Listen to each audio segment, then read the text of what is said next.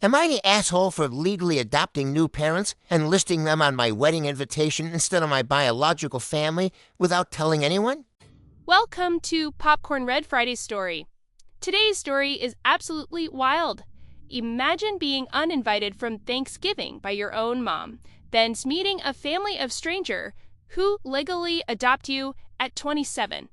But when she lists her new parents on a wedding invite, her birth family lets that bin.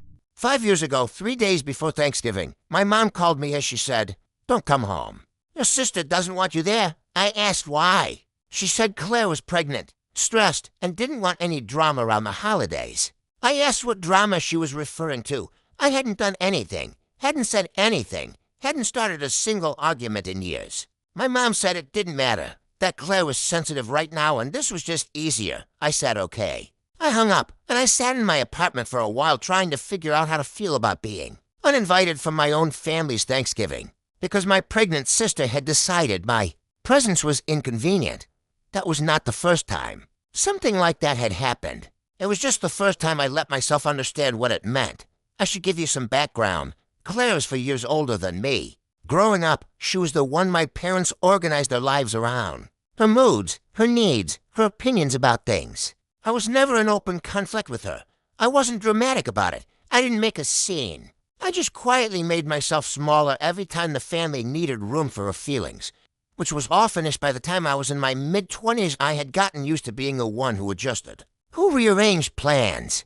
Who didn't push back? Who showed up anyway even when it was clear I was an afterthought? The Thanksgiving call was just the first time they didn't bother, pretending as 2 days later I saw the photos on social media. My parents' dining room full of family, perfectly arranged. Candles, the good dishes, everyone smiling. Not a single empty chair.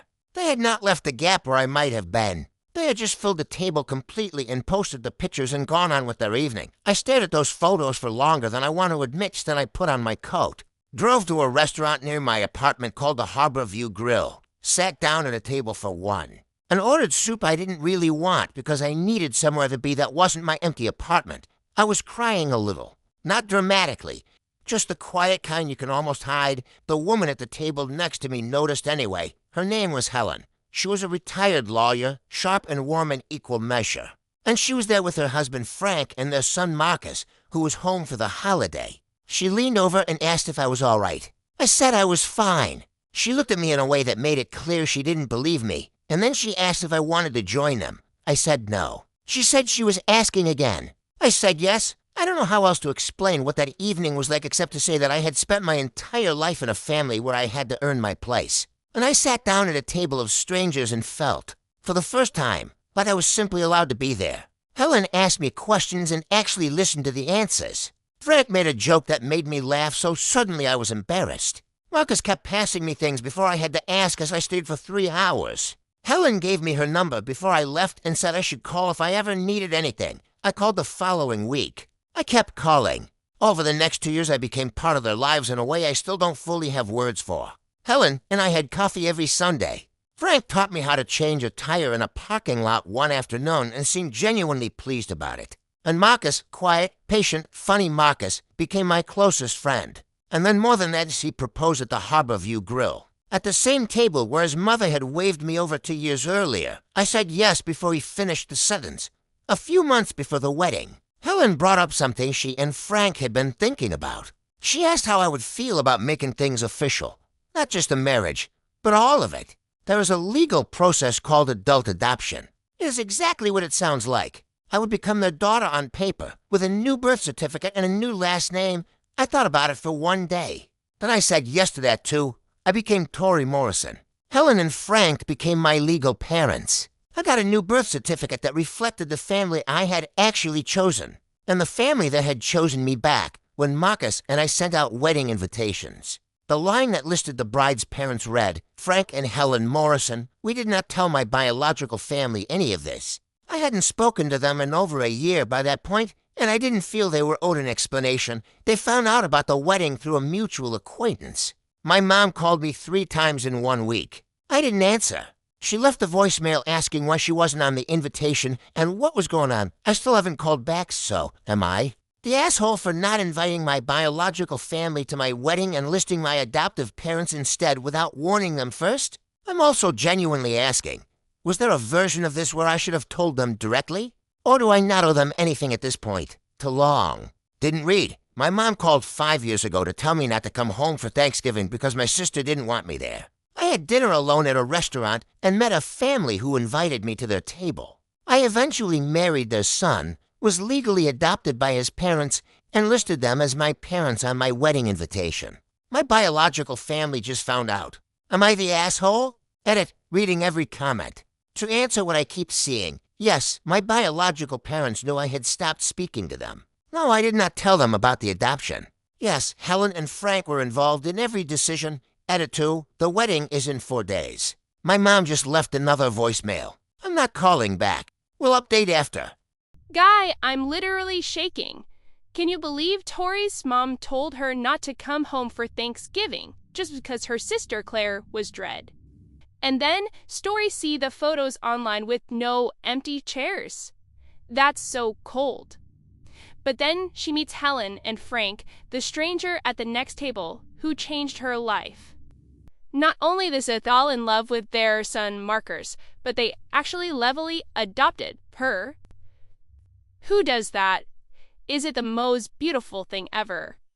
But now the wedding is in 4 days. Her bio mom is blowing up her foe, and Tori is not answering. Will he show up and cause a scene? Grab your backpack because of this one is a wire right. Update when the meeting happened this morning. I'll keep this as straightforward as I can. My dad and Linda flew to Boston. Marcus came too, which I hadn't expected. They arrived at the address I sent them, which is Meridian Consulting's office. I watched my dad read the building directory in the lobby. I watched him find the name. I watched him look at it for a moment longer than necessary before they came upstairs that I met them in the conference room. I did not offer coffee. I sat down across from them, and I told them I wanted to show them something before anyone said anything else. I pulled up Meridian's client portfolio on the screen at the end of the room. Ivans Logistics was on the first page as our longest-running and highest-value account. Then I told them that I was the founder and sole owner of Meridian Consulting. My dad didn't speak for a long time. Linda looked at Marcus.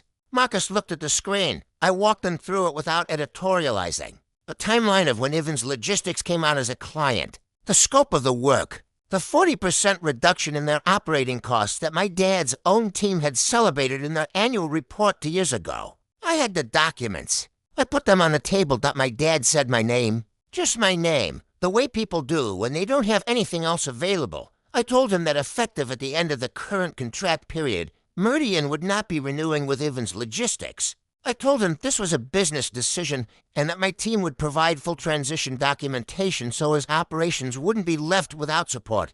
What I did not say out loud. But what I knew, and what I suspect he understood immediately, Marcus had taken over as CEO of Ivans Logistics 6 weeks ago. This was his first major crisis. He had been in the role for less than 2 months as my dad asked if there was anything he could do to change my decision.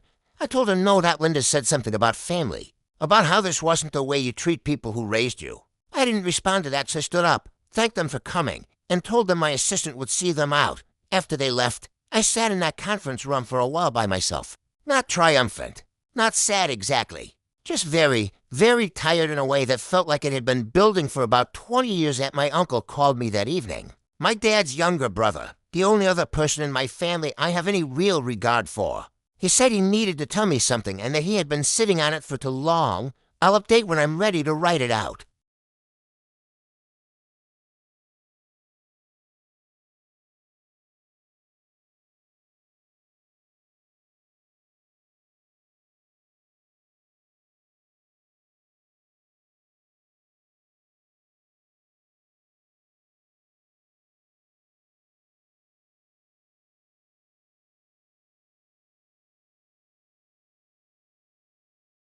Oh my gosh. We didn't steal her. We welcomed someone you threw away. Can we get a round of applause for a new dad, Frank? That's like what? Everything. And seeing her boldness finally admits he was a coward for 27 years. Honestly, too little, too late. I'm so proud of Tori for standing her ground and telling them to leave her wedding. She finally had the family she deserves. But wait, there's one final update about a new addition to the family, and an addition does change everything for her future. Let's get for the final part of this amazing journey. Update the final update that my mom called 7 times in the 2 weeks after the wedding. I didn't answer. Claire sent a long message that I opened by accident and closed after the 3rd line. My dad sent one email, just a few sentences saying he hoped I was happy and that he meant what he said at the reception. I read it twice, saved it, and didn't reply, and I blocked all 3 numbers. Not in anger, just because I had made a decision and I needed to stop leaving a door open I had already chosen to close. That was 11 months ago. Last month, Marcus and I had a daughter. We named her Emily Grace Morrison. She is, without any exaggeration, the best thing I have ever seen. Helen cried when she held her for the first time. Frank stood in the corner of the hospital room being very quiet, which is what he does when something matters too much for words. Marcus sat next to me on the bed and said absolutely nothing useful for about 20 minutes, and I loved him for it, because Emily will grow up knowing exactly who her family is. She will never sit alone at a restaurant on Thanksgiving wondering if there is a chair for her somewhere. She will never be told not to come home. She will never have to earn her place at a table. That is the only thing I ever actually wanted. I just didn't know it was possible until a stranger asked if I was okay, and then asked again when I said I was fine. I am not a person who believes everything happens for a reason. But I do believe that the night my mom told me not to come home sent me to a restaurant where I sat down at the wrong table. And that the wrong table turned out to be exactly where I was supposed to be, not the asshole. But more than that, I think the question I should have been asking all along wasn't whether I was the asshole. It was whether I was ever going to stop letting people treat me like I was one. The answer, it turns out, was yes. It just took a stranger and a bowl of soup to get me there not too long. Didn't read, biological family showed up uninvited to my wedding. Frank told them we didn't steal her. We welcomed someone you threw away. My biological dad cried and admitted he had been a coward for 27 years. I asked them to leave. Went no contact after. Emily Grace Morrison arrived last month. We are all doing very well. I'm not crying, you're crying. Seriously, what's a beautiful ending. Maybe Emily Grace Morrison will never have to wonder if there's place for her at the table. And that is a real win for Tori. She didn't just find a husband, she found a whole new identity and a love that is unconditional. It's so powerful how she fought her own family, not because he was angry, but because he wanted peace. Sometimes you just have to close the door to move forward. A shout out to Helen for being a legend and asking Tori twice if she was okay. It just goes to show that family isn't always about blood. It's about who show up and who stays. But I have to know, Popcornrest, would you have let the buy that stay after he apologized? Or was totally right to kick them all out? And has a stranger ever changed your life like Helen's and Frank changed hers? So let me know in the comments. I'm dying to hear your doors. If you love the story, please hit that like button and subscribe to Popcorn Remember This Story. We love having you here. Grab your popcorn, carbs your real ones, and I'll see you in the next story. Goodbye.